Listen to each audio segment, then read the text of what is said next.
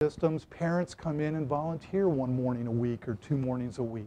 And teaching these parents how to sit down with kids so that when this child comes in from recess crying and says, nobody wants to play with me, even a minimally trained parent can ask that kid, nobody? Nobody on the whole planet wants to play with you? Well, Billy didn't want to play with me. And just like that, it went from global to specific. Now what can we do about that? And what are the skills that this person's going to need to learn? Do they learn acceptance, that not everybody's going to like you?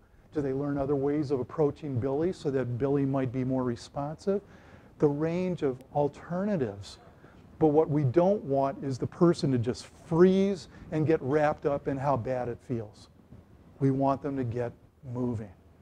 So when you look at how the various prevention programs have worked, it's been really remarkable how valuable teaching people to think really is.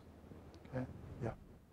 Which of your books is most appropriate to that issue? Which of the books is most appropriate? To that specific issue? Hand-Me-Down Blues.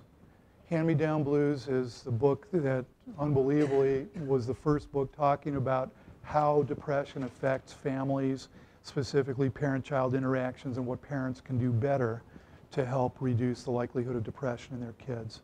So you might want to take a look at that. All of these various materials, in case you didn't already notice it, are on the back table. So if you're interested in any of these materials, help yourself, go take a look at it. Okay? One more? Any suggestion for sleep? I have a CD called Sleeping Soundly that I think you'll find helpful. But keep your eye on the larger goal. If somebody's sleep is disturbed, the question is why? For some people it's about anxiety. For some people it's about depression. For some people it's they go to bed, it's the first time all day that they've had to themselves, and in comes flooding all the things they need to think about and decide about. How important it is to be able to develop the skill of being able to lay there and think about nothing. Now that's a learnable skill. There's the value of mindfulness, there's the value of hypnosis, there's the value of imagery. You know, the idea is bedtime isn't problem-solving time. Bedtime is time to go to sleep. But depending what people do, if you go to a sleep specialist, the first thing that they will do is they will talk to you about the importance of a fixed schedule.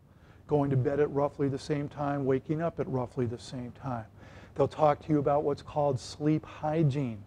What are the behaviors around bedtime that increase or decrease your ability to sleep? There are people who go to bed, they've got their dog there, they've got the television on, the stereo's blasting, they had 2 espressos 20 minutes ago, they've been drinking Cokes all day long, and then they want to know why they can't sleep.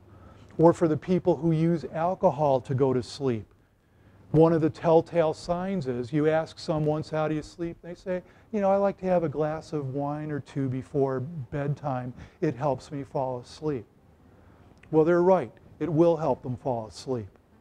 And it will practically guarantee what's called middle insomnia, where they'll fall asleep readily and then 2 hours, 3 hours later, they're wide awake after they metabolize the alcohol. Again, alcohol is a bad drug.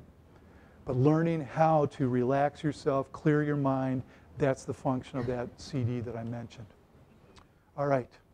I'm going to stop there. Thank you all for coming this evening. I hope that was useful to you. Thank you so much.